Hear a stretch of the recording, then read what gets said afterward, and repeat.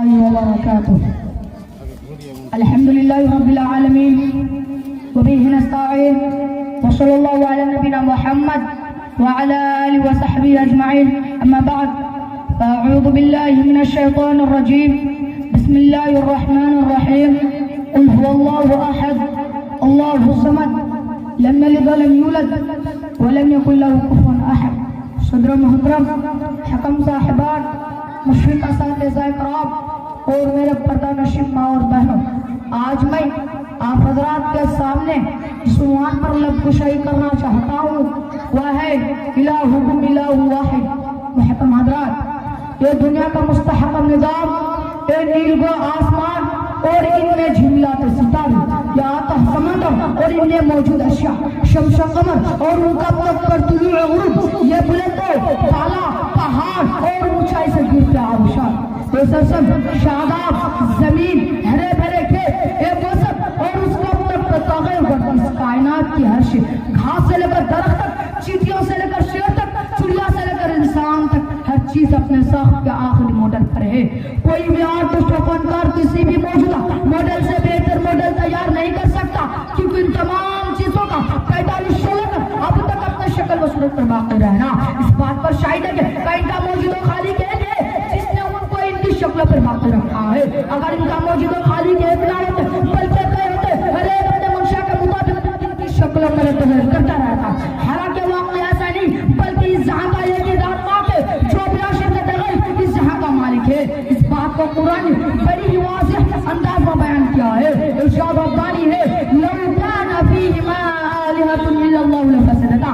اگر ان دونوں آسمان و زمین میں اللہ کے علاوہ کوئی معبود ہوتا تو یعنی زمین و آسمان درم برم ہو جاتے، لیکن معاملہ ایسا نہیں، بلکہ اس کائنات کو بنانے والا اور اس کو تصرف کرنے والا ایک ہی ذات ہے. قل هو اللہ احد اللہ الصمد لم یلد ولم یولد ولم یکن له کفوا احد. آپ کہہ دیجئے کہ اللہ ایک ہے، اللہ بے نیاز ہے، نہ وہ کسی کا باپ ہے اور نہ کسی کا بیٹا اور نہ کوئی اس کا ہم ہے. اس آیت سے صاف معلوم ہوتا ہے کہ اللہ ایک ہے، اللہ ہی معبود برحق ہے، اس کے سوا کوئی معبود نہیں، لہذا اسی کی عبادت ہونی چاہیے، پرستش بھی اسی کی ہونی چاہیے. اس بات کو قرآن نے مختلف جگہوں پر مختلف انداز میں بیان کیا ہے. ارشاد ربانی میں اعبدوا اللہ ما لکم من الہ غیرہ، اللہ کی عبادت کرو، اس کے سوا کوئی معبود نہیں. کہیں فرمایا هل من خالق غیر اللہ یرزقکم من السماء والارض، کہ اللہ کے علاوہ اور کوئی معبود ہے جو تمہیں آسمان اور زمین سے روزیاں پہنچاتی ہے. کہیں فرمایا وقضى ربك الا تعبدوا الا اياه، اور تمہارے رب نے حکم دے دیا کہ صرف اسی کی عبادت کرو. پھر جن و انسان کو مخاطب کو ارشاد فرمایا وما خلقت الجن والانس الا ليعبدون، اور ہم نے جن و انسان کی تخلیق صرف اور صرف اپنے عبادت کے لیے کی ہے. حضرات پتہ چلا کہ جن و انسان کی تخلیق صرف اور حضرات پتہ چلا کہ جن و انسان تخلیق کا مقصد اللہ کی عبادت و بندگی ہے. توحیدی کو اللہ تعالیٰ نے تمام نبی رسولوں کی دعوت کا محور بنایا. ارشاد ربانی ہے وَلَقَدْ بَعَثْنَا فِي كُلِّ أُمَّةٍ رَسُولًا أَنِ اعْبُدُوا اللَّهَ وَاجْتَنِبُوا الطَّاغُوتَ، اور البتہ تحقیق ہم نے امت میں ایک رسول بھیجا کہ اللہ کی عبادت کرو اور طاغوت کی سوچو. محترم حضرات، حضرت نوح علیہ السلام متعلق رب العالمین کا فرمان ہے وَلَقَدْ أَرْسَلْنَا نُوحًا إِلَىٰ قَوْمِهِ إِنِّي لَكُمْ نَذِيرٌ مُّبِينٌ أَلَّا تَعْبُدُوا إِلَّا إِنِّي أَخَافُ عَلَيْكُمْ عَذَابَ يَوْمٍ أَلِيمٍ. حضرت لوط جب تبوک کے گئے تو انہوں نے اپنے قوم سے کہا یا قوم اعبدوا اللہ ما لکم من الہ غیرہ. یہ بات حضرت صالح علیہ السلام نے بھی اپنے قوم سے کہا.